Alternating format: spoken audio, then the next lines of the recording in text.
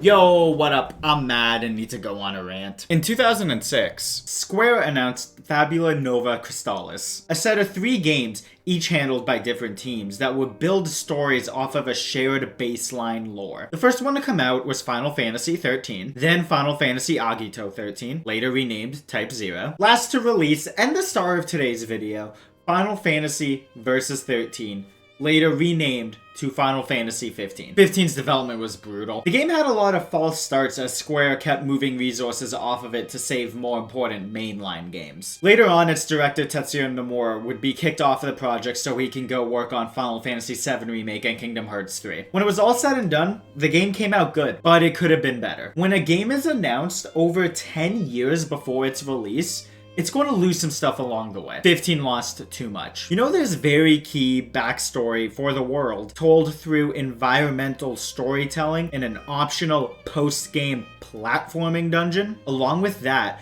what was most likely the opening for the game was cut and made into a movie. The backstory that lays the groundwork for the relationship between the main protagonists were cut and made into anime shorts. Important story beats were removed and turned into DLC. Only 4 of those ended up coming out. If I'm remembering correctly, there's very important dialogue that is only found in the mobile D-Make's final boss. Square squandered this game's potential. They put it through hell to save other projects, and when stuff finally started moving, they fired the director and chopped up nearly a decade of writing to force it to become a multimedia project. Final Fantasy 15, the game, was successful. Final Fantasy 15, the multimedia brand, was a failure. After the last batch of DLC was cancelled, the brand went quiet as Square moved on from this failed project. That's where things should have ended. But in 2023, I opened TikTok to this.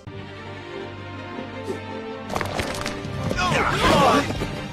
Not so fast! This way! This way! Let's go. Again? Yes! Can't catch a break. No, over here. Good to go. Nailed it. Why are we still here? Just to suffer? I don't think I can describe my initial reaction when I first saw this. It just shows how little Square cares about Final Fantasy 15. Imagine them doing something like this with 7, 10, or even 13. I just had to check it out, just to prove that Final Fantasy 15, War for Eos, is the death of FF15's integrity. Normally when one company is working with another's IP, there are rules you have to follow. Take Kingdom Hearts as an example. When working on the Toy Story world for KH3, the team was told by Pixar they would have to figure out if it took place during Toy Story 1 or during 2 onward. The wallpaper in Andy's room changes between those movies. The KH team had to decide where it was in the timeline so the wallpaper lined up with Pixar's rules. The KH team deals with stuff like that all the time. Machine Zone Inc., the dev studio behind the game, clearly wasn't given any strict guidelines at all when dealing with the brand. The game opens with a mishmash of cutscenes. I can barely tell what's going on because they're vertical video of scenes that weren't meant to be. It takes place in an alternate timeline where after Noctis's home city, Insomnia, was attacked, I guess they turned around, messed up the Empire, and started rebuilding. During the first encounter, I could tell there was zero guidance and care in what they were doing. Ignoring this whole situation with Noctis randomly stumbling upon Luna, the song they chose for this is Hellfire, Ifrit's battle theme. Why does that matter? It's weird to pick the second last boss's theme for this first encounter, but it's worse than that when you dig a bit deeper. 15's soundtrack is the one thing that remained completely unfazed by its awful development. The soundtrack does an amazing job of using different motifs. Hellfire shares one with APOCALYPSIS Noctis / AQUARIUS, the songs that play when you fight Titan and Leviathan.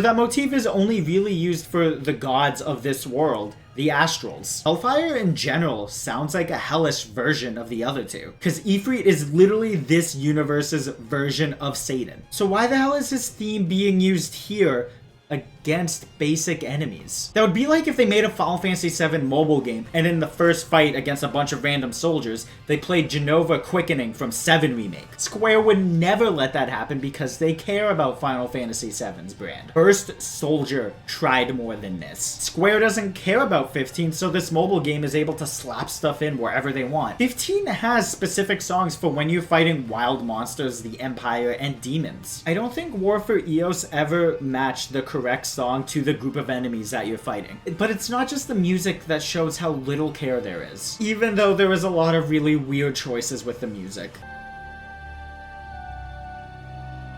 Why are you playing the song that Luna sings to summon Leviathan? There's actual overworld music you can use right now. It's clearly just name dropping things because it has the brand and for no other reason. You discover a royal tomb very early on and you fight a group of enemies in it. This is where you end up ranking up your heroes, by the way, because this is a scummy mobile game. I don't think you fight anyone in the royal tombs in Final Fantasy 15. They're just a room where you get a weapon from a king of old. Why are people even cheering after you win battles? There's no one in here. Outside of that one line where the game calls it a royal tomb, they just start referring to it as the hero hall. So they're only really saying it's like that thing to pretend like it's a real Final Fantasy 15 game, despite what that one ad is claiming. This is a new Final Fantasy 15 game.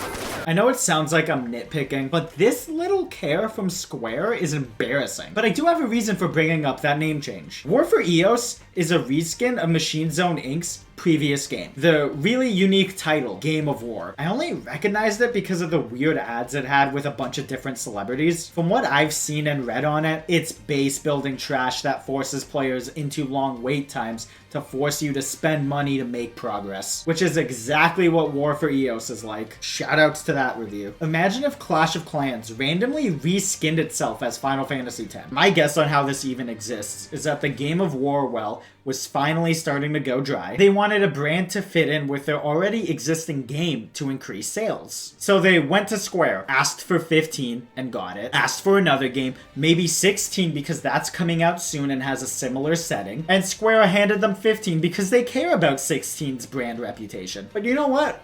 Maybe some good can come out of this. Maybe.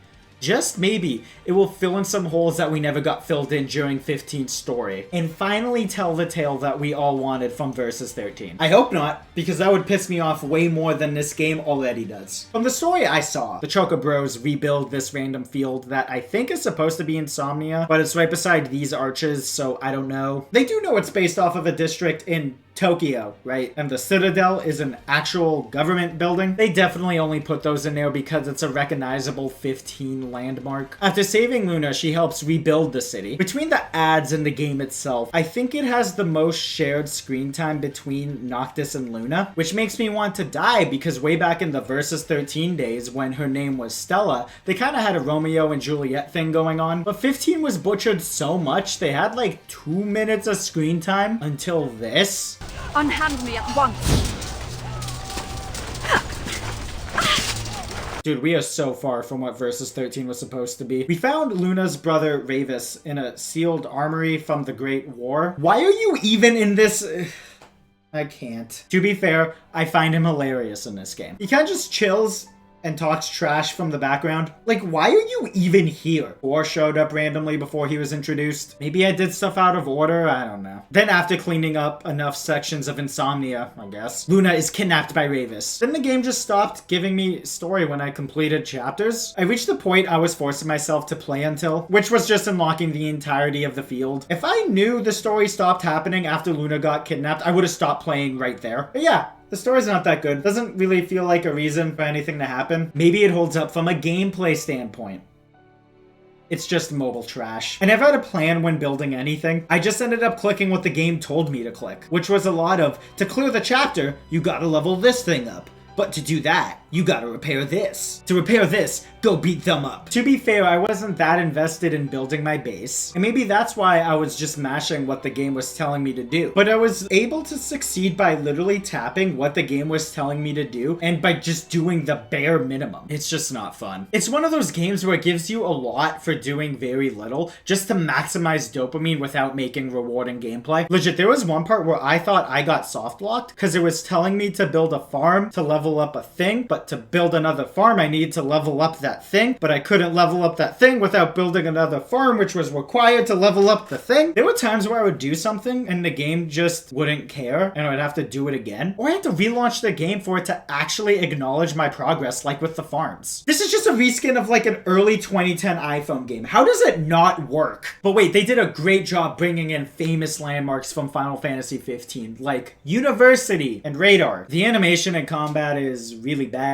Everyone is very stiff, and it looks like they're all separately green screened over the background. The combat is also just really bad. Everyone hits automatically. Your only input is to do special moves and when to use an item, the former of which you can set up to do automatically when the bar is filled. Take a look at what selling over 10 million copies gets you at Square Enix. This is Final Fantasy 15's legacy now. Before, it was a victim to Square's worst era, and somehow was able to come out and be good. Now, between this and the only other game to use its engine being Forspoken, its legacy is tarnished. We are in the second worst timeline for what could have been Nomura's magnum opus. The only reason why we aren't in the worst timeline is because Nomura is a mad lad, and I guess he's just doing Versus 13 in Kingdom Hearts now. Maybe. Just think about the timeline where instead of Verum Rex, it was Versus 13. That would have been amazing. That's why I'm so mad at Square for what they did to 15. By putting it through dev hell to fix other projects, it delayed Kingdom Hearts. They ripped its story apart, tossing beats into different media projects, and chucking so much of it out. We're getting some form of it now, coming up on 2 decades since its initial announcement, but I still can't help to lament what could have been. Final Fantasy 15, War for Eos. As disheartening as it is the perfect legacy for Final Fantasy 15. What was announced in 2006 ends in 2023 with the death of its integrity. We're so far from what Versus 13 was supposed to be. This game is kind of the perfect representation of what Square did to it. A game that had so much potential, reduced to this.